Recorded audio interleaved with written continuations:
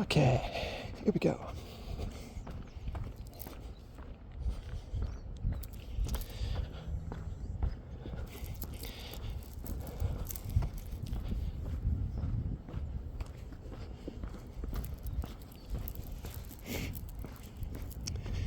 Let's see, today is Saturday. It's the 21st of September 2024. Stardate. I'm still in Greenbrook. It's 6:04 p.m. It was a little bit warm today. Upper 80s. I don't think it hit 90. So temperature wasn't killing hot.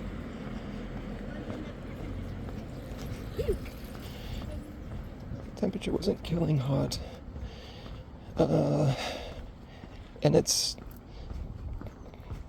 to that point where it's kind of that end of summer, nice roasted air feeling. That you kind of, you enjoy it because the end of summer is approaching, and some people mistakenly call this kind of weather Indian summer, but it's not an official Indian summer. And boy, I just got a flash from the past. Walking past that street, I don't think I turned to look directly at these two guys that were walking by, but there were two Mormon missionaries walking towards me. That's what you get when you live in these suburbs. You see those guys a lot. That's interesting. I could make a whole separate video just talking about Mormonism, but not today. Well, we'll see. I definitely have something to talk about that was spurred by a conversation I had with one of my oldest friends, and that's really what I want to go into the most. Okay, we're going a slightly different route than we went yesterday. I think this is the right way to go. All of a sudden, this looks like a end of a court we're walking onto here. Huh.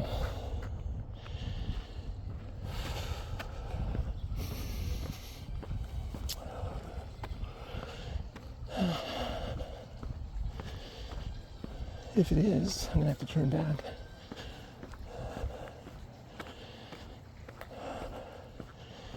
Definitely climbed a hill there that I didn't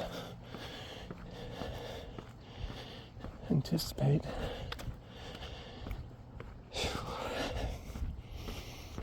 The thing about these videos, I'm not pushing them out. I'm uploading them.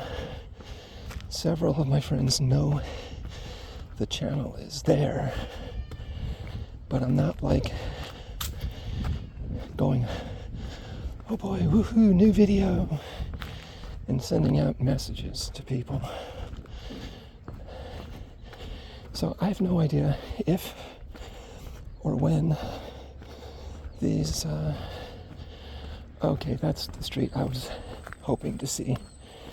If or when these are going to be seen, or who will see them, unless somebody directly responds back to me with a comment and says, oh, I watched your video where you were talking about this and that.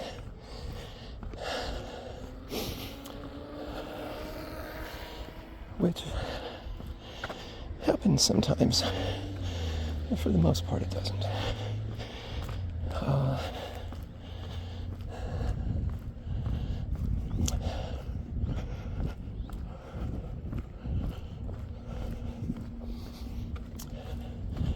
El Capitan.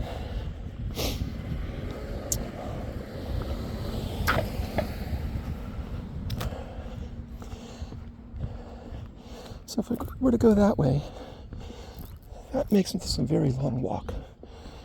I can walk a circle going that way and around and down and around, and it makes it like a 5-mile walk. But I'm not feeling up to walking 5 miles today. I didn't feel like it yesterday or the day before either, but at least this is 3 days in a row. I'm getting close to 3 miles in.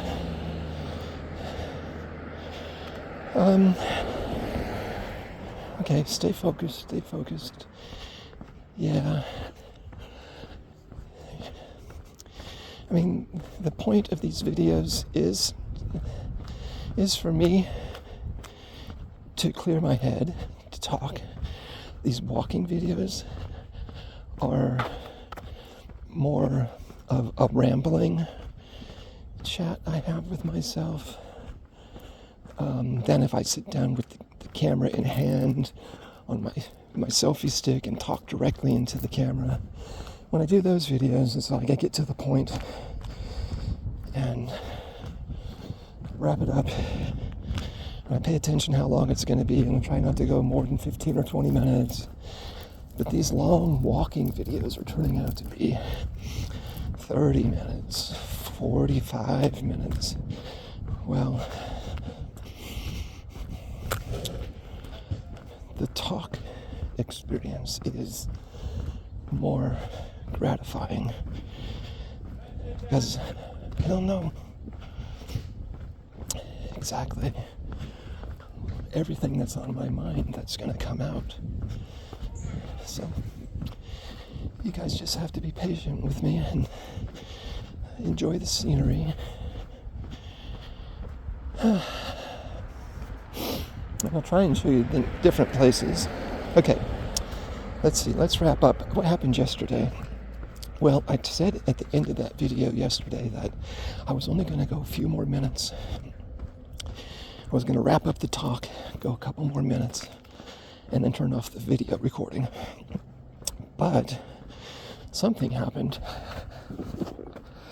and the video recording turned itself off right after I said that, which was either the camera overheated, which I don't think was the case, or, well, that's more likely the case, or I could have accidentally touched the screen and turned it off. That's also what could have happened. But the phone didn't feel hot when I touched it, so I don't think it was overheated.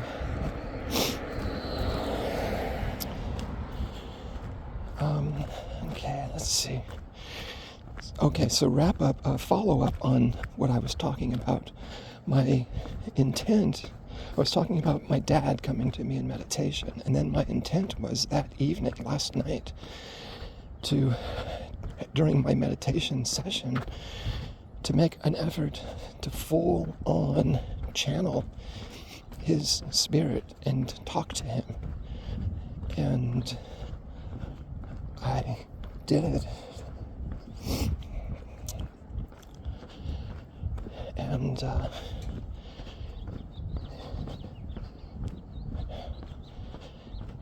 it went really well. It went better than I expected. It was each new channeling session I do, especially over the past week since I've had this new understanding about connecting with my own higher self and then talking to the higher self of the soul of the person I want to communicate from. These channeling sessions have been easier to do, and they've been just really powerful and successful. Every person that channels is different. They have different experiences. They have different methods. I might have garnered my methods from observing other channelers. Got a little bit of knowledge from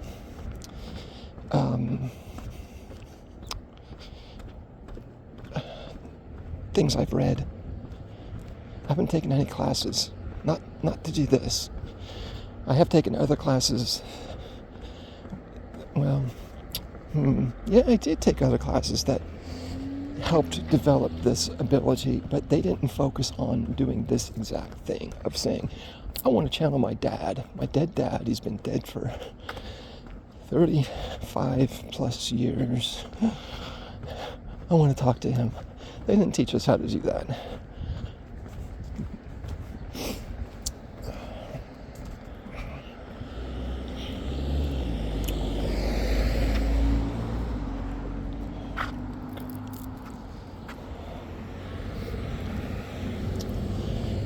And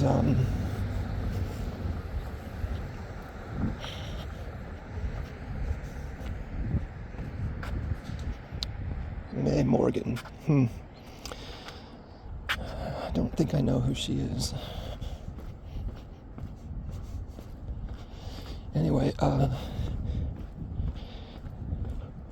yeah, so I've had trepidation about having a conversation like this with my dad, because I wanted to know some, really straight answers from him. I wanted to know, I was thinking, I want to ask him what happened to him in the war, when he was in the Korean War. What happened that he couldn't come home and talk to anyone about it? And when I was channeling him last night, I didn't get to that question.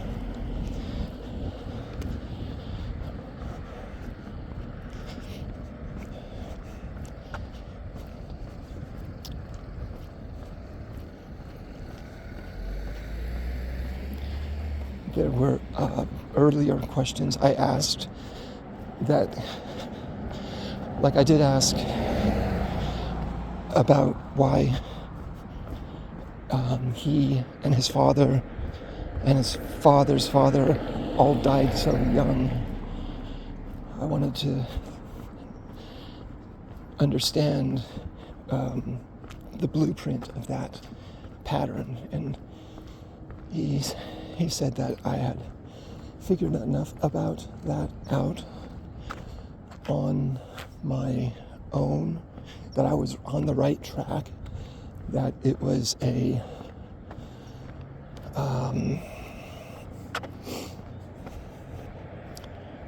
extremely deep, very old pattern of resolving ancestral karmas that they were living through.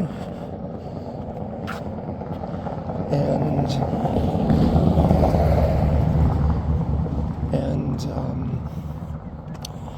okay, this is the way we went in yesterday. Let's go in this way. Yeah, anyway, I made a recording of the channeling section. If anybody wants to see it and hear the conversation I had with him, I can share that, but I don't want to spend too much time talking about that now, because it was a whole nother topic at the origin of this walk. We've already been walking 14 minutes. Okay, let's leave it there. But overall, the channeling, my dad's higher self, was a success, and I know I can go back in and do it more. And will I? Quite possibly, quite definitely, yes, because I might really push him to give me more clear answers. Because I was curious to see the actual death of my grandfather, through looking at the Akashic records. And maybe he's going to build me up to being able to see and feel that. So, okay. So I was talking to, I don't want to tell you who it was. He'll know. I hope he'll know that this is my response to his question. One of my friends asked, we were talking about, he wanted to know why I don't use social media anymore. And it's something I've talked to him about a lot of different times over the years.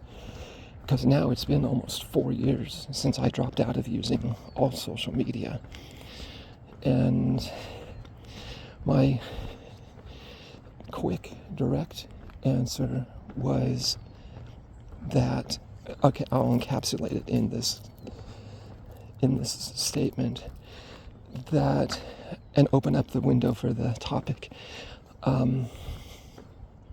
It's too burdensome for me to view the life activity and thoughts and ideas of everybody else in the world that appears before you in social media. It's too burdensome for me to pray for them all. That was the apex of my statement. And it was a very frank and candid answer. And I stand by it, that's really why I have stopped using social media. Here's what I experience. When I see somebody's life, well, see, this is a really deep conversation. How long have I been talking for already? 16 minutes already. Okay. I feel like I was born to pray.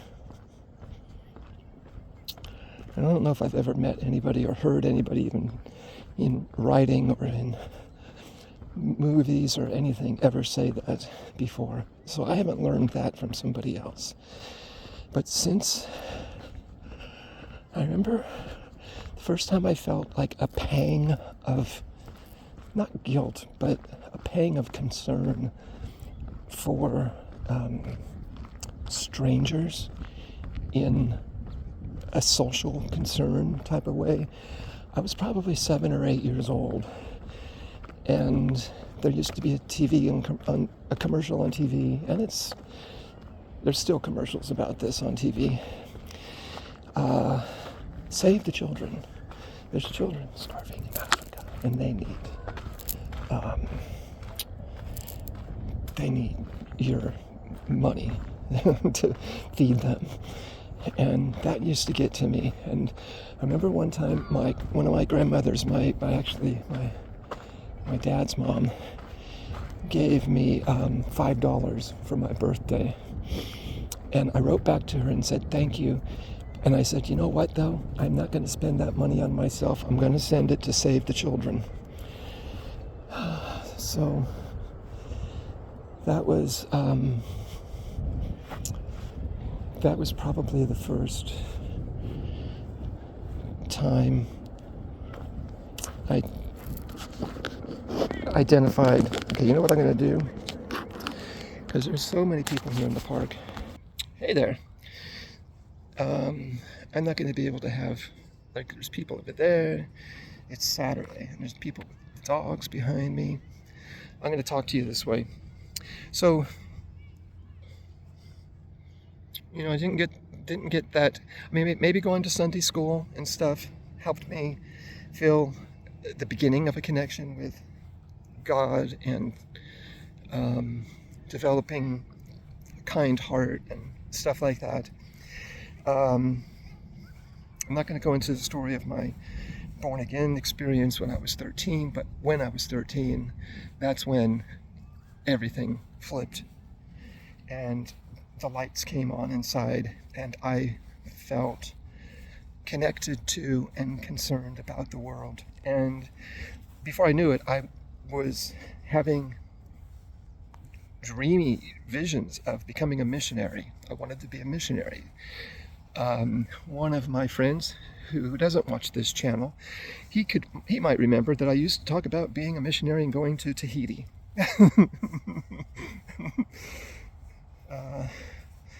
That'd be funny if if he did remember that. Um, but I think he's the only person I ever talked to about that. And then in later years, recollecting when I had that desire of becoming a missionary to Tahiti, I started to think that, I might have been a missionary to Tahiti in a past life. And that in my teens, I was just having memories of that experience. So I started to care. I really started to care about people and started to pray for people. That just grew. That experience grew as time went on, as I aged. I'm going to kind of jump around. One grand experience I remembered having was when I was probably 18 or 19. That's around the time I started to hitchhike around the Bay Area. And one time I got dropped off at the 680-24 interchange. They didn't take me off the freeway. They pulled over on this side of the road. I was coming home from Berkeley. and I said, dude, I need to go south. And he goes, but I said, I need to go to San Ramon. He says, I'm going to Concord. And I'm in a hurry. I'm not getting off the freeway to take you to a stop. Just get out. And it's not like, oh God, I have to pray for a ride. It wasn't. You know what happened? I went up on the embankment and I sat down and sat watching the traffic going both directions, all directions. And it put me into kind of a quasi-trance state. And I just automatically started to pray for everybody driving by. I might have even lifted my hand and said, Jesus, bless these people, bless all these people. But I held it. I sat there, I don't know, maybe 10, 15 minutes, mesmerized, thinking this is the flow of humanity passing before my eyes. And I'm one little soldier in the army of God's love that is taking a moment to focus and say, I give you my blessing, or I channel God's blessing to you. Be safe, be protected, get to where you're going safely. It was a really profound experience. And I totally believed I wasn't making up the feelings I was having. It was real. Okay, so like I say, 19 years old, first time I ever experienced that. And then in going to church, people say, oh, I've got a prayer need. And you go, oh, yeah, I'm going to pray for you, man. You hold your hands up and you send them. And what I know now is, after becoming a Reiki master, that we do actually have healing energy that transmits through our palms of our hands. It's connected to our heart chakras, our mind, our crown chakra, our third eye chakra visualizes the intent of the desire of the outcome you want somebody to feel, to experience, and you can send that energy to them through your hands. So on and on and on throughout my life, I've experienced this desire and need to pray for people. So when I go on social media, go into detail much, Dara D? When I go on social media and somebody's telling their story, I'm like, oh my God, I got to pray for this person. And I just click right into it and I just start sending them. It's an automatic reflex for me now. But if you sit there and scroll through Facebook and Twitter and Instagram for hours and hours and hours a day, and you start reacting this way, sending prayers of healing to all these people, it's fatiguing. It's very, it's more mentally fatiguing because you're trying to acknowledge and keep track of everybody that you connect with this way. And okay, so that's part of what got me to decide to back out of social media. Not that I didn't enjoy it. My bipolar manic self enjoys the extreme activity of wanting to help everybody out that way. But mentally and then physically, it became exhausting. And it feels like it's something that's ingrained into my DNA, that this is who I am, this is what I'm supposed to do. I can't stop doing it, and I don't want to stop doing it. So, am I gonna stop? No.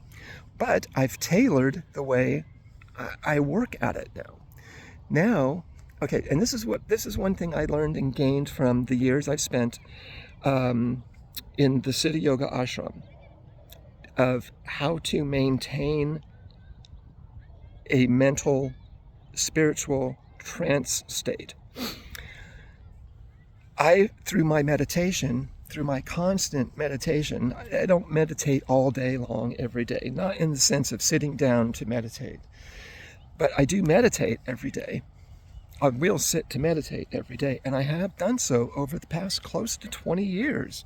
There's been some gaps where I've become lazy and forgetful and stopped doing it, but for the most part, I've done this continually, and it's now it's just like my second nature. It's my second nature to meditate. I'm meditating right now. What I've learned through being a Reiki master is that you can set intentions for a prayer, a healing for somebody. You can set it, you can lock it in, and then you can go on doing what you're doing. That intention you set is plugged in to whoever it is you're sending the healing to. I don't have to stay clearly focused on sending the Reiki to somebody for it to get to them. Okay? So, like right now, there could be, how many people? Well, I'd say there's probably 4 or 5 people right now that I have a direct intent of sending a pretty big healing to, for physical healing they need or emotional healings they need. But I'm not thinking about them all day. It's not like I have to think, okay, don't forget. I don't have to do that. It's plugged in, it's automatic, and it's flowing, it's running. And it's why I don't watch the news anymore either. The news, especially in this year, man, is just overflowing with people that need to be prayed for. So I am just a plugged in prayer machine, and prayerful energy is flowing through me all the time. It's most direct when I'm like around people, like if I'm driving my car around or something and I see people in other cars. It's like, okay, yeah, let's bless those people. Like all these people walking around this park right now, all I have to do is look at them, and it's like, bam, you guys are being prayed for. Yeah, so this is like my purpose. This is my purpose. This is my identity. And okay. So the other part of his question was, do I feel guilty, or could guilt arise if somebody I pray for doesn't get what I hoped that they would get? And of course not. That they get any kind of extra blessing from a stranger or from anybody, any blessing of prayer that anybody sends to somebody, it's going to help the situation. It doesn't necessarily have to be the answer that person is expecting either. God gives us what we're ready to receive, and what however we're supposed to receive it. So I feel no guilt. I would feel guilt if I took a day off and said, oh man, I'm going to go get drunk today. I'm not going to I'm not going to pray today. The hell with the world. That would make me feel guilty. Yeah. Okay. So I hope that 30-minute video, man, 30-minute answer. I'm not going to record the rest of my walk home. This was a long enough recording for today. So anybody that watched this, I hope this gave you a blessing, because I've been sending prayers into this little machine to get to you. All right, guys, bye.